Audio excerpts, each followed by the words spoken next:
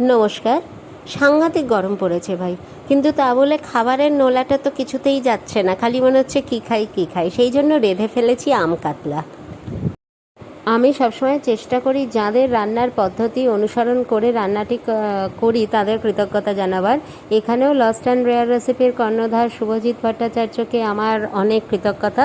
তাঁর রান্না দেখেই আমি এই রান্নাটা করেছি। কিন্তু এখানে আমার নিজস্বতা বলতে যে দুটো জিনিস আমি করেছি, এক, গরম জলের মধ্যে নুন আর হলুদ দিয়ে কাঁচা আমগুলোকে একবার একটু যৎসামান্য ভাপিয়ে নিয়েছিলাম। দ্বিতীয়, রান্নাটিতে আমি একটু চিনি ব্যবহার করেছি। উপকরণ কিন্তু যৎসামান্য, স্বাদ কিন্তু অসাধারণ। আর এখানে গ্রেভিটা আপনারা ইচ্ছে মতো আপনাদের রাখতে পারেন। আমি এখানে গ্রেভিটা একটু বেশি রেখেছি, আপনারা ইচ্ছে করলে গায়ে গায়ে মাখা মাখাও করতে পারেন। কেমন লাগলো জানাতে ভুলবেন না কিন্তু প্লিজ।